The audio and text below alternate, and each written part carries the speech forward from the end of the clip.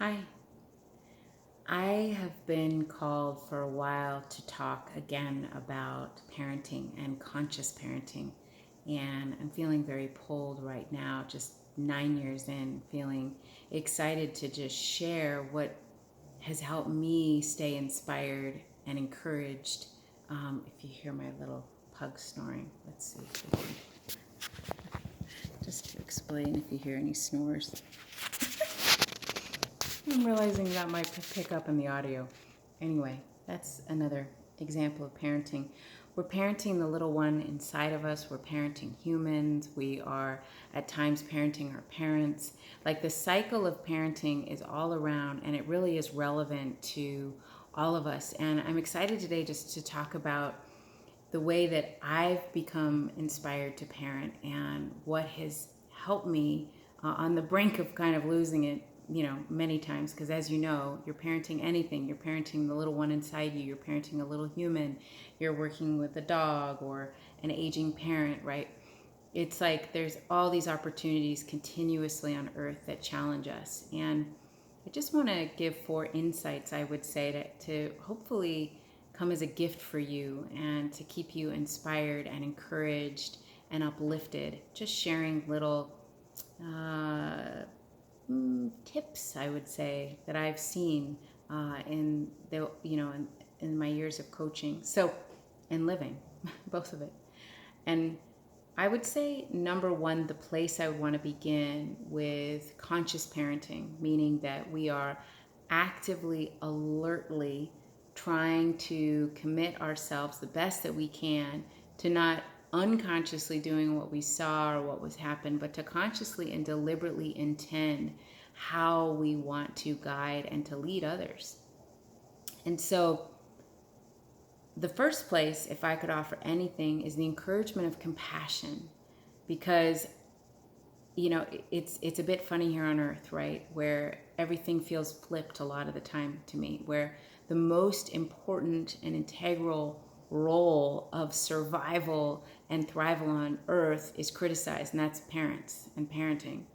And so many times I see in the matrix program in our head and me witnessing other people is this constant criticism and judgment about how we're parenting or what we're doing right or what we're not doing right, or seeing it in others. I have a story that I go back to of a darling client that I've worked with for a very long time. And I remember him sharing a story with me of the humbling that he felt in the beginning years of having 2 little kids. And he goes, Josephine, I remember the days, when I was on the plane and I'd see that kid and be screaming, and I'd just be like, get it together. Like, do what you gotta do. Like, change the diaper or feed him. Just like, get it under control, And him kind of laughing, in this newfound humility of how difficult and how hard it is to bring up little ones in the world. And so the compassion that he was showing to himself in that moment is what I want to encourage you to do more and more and more. How gentle can you be? How easy can you be?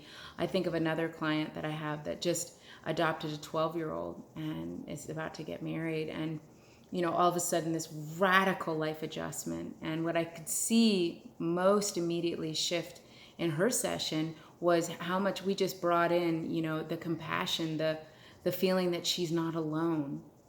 There is that beautiful community that arises when you do have little human kids, when you're out in public, of this like look or this like, silent uh, forgiveness that parents can give to one another. Like, I got it, no, I get it. Like, like I still remember one time when Theo was young and I was on the plane and we were leaving and he was screaming the whole time. And I still remember all these people, that came up to me and were like, can I help you? Can I take your bag? How can I help? And I think if we can do that constantly to ourselves when we are parenting, when we're dog training, when we're working with a little one inside of us, how compassionate and gentle can we be? Because I think we often get worn out and look to our partners or society or, and sometimes we get it, but so often I think if we begin with ourselves and really looking at how we're doing it really, really well, that would lead me to my second thing, which is to constantly be looking out, referring, referencing, writing it down, and identifying for yourself what you're doing well. So many parents that I talk to in that first beginning, few months are calling me, and a lot of women honestly are just depressed and just like, I'm so bummed. I thought this would be different than what it is. And if we can continuously give ourselves the self-care, the support, all that we need to bolster everything that we are doing right, because there's so much that we're doing right. Just in the beginning, I remember my husband and I would laugh, every birthday it's like, well, he's still alive, which is kind of a joke, but it's also something that's actually really important to look at. They are alive, and a lot of them are thriving. They really are. Number 3, I would have us be aware of all the ways that our children trigger us and see it as the continuous blessing that it is, right? There's a phrase, right? 1 finger forward is 3 fingers back. So how often as parents are we like, well, they have this issue, and they have anxiety, or they have anger issues, or they have, insecurity, right? Right. And so on some level we know that, and we're projecting a lot of it onto them. And, that's just kind of what happens. At the same time, if we're consciously looking for all the ways that they are continuously mirroring us, our shadow, what we, where we can grow, where we can become more conscious. Number 4, I would say, if you can use your children as the intuitive powerhouses that they are here and designed to be, it is a game changer. I'm so grateful to my parents because they both did that at a very young age. They always just assumed that I was highly intuitive, that I knew, what was best. And I remember my dad still asking, what does Grandpa think about that, who was on the other side? At a very young age, them looking to me and creating an environment where they allowed me to trust what I was sensing.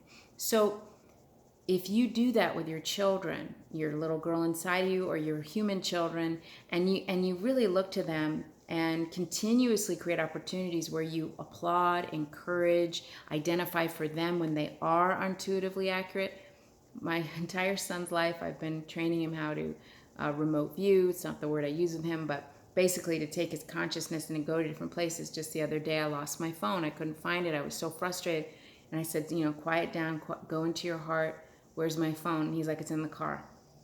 So his whole life, I've been training him to do this. But a lot of it started young, where it was like, he'd be like, oh, Mama, we're going to go to the playground, and, Henry's going to be there. And I'd be like, oh, no, Henry's in Florida with his grandparents. And he'd be like, no, Henry's going to be there. And sure enough, we get there.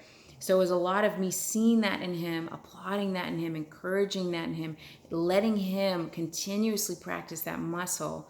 And it also gets fun now because when he's 9, now I ask his advice, well, what do you think about that? And what about this restaurant? Or what about this house? Or what about this friend? Or whatever I'm thinking in the moment, just to get it light things, get his insight on. And it is so cool how spot on he is and how often he tells me things that I didn't even think about, or he presents in a way that's so simple and insightful. And so when we look to our children as that, they will continuously give that gift to us and strengthen that. And so that when they are older, and they're making huge decisions, what car to get into, what, who to be with, or all these big, massive choices, we've given from the beginning the opportunity and the encouragement for them to know that they're connected to Source and that they have that alignment and they can trust themselves. Keep going. Parenting is no joke. Whatever you're parenting, it demands us to rise into the highest version of who we are and to expand our consciousness. And so my intention is that this is helpful. It gives you encouragement, gives you a boost in your day, and I'm sending you lots of love.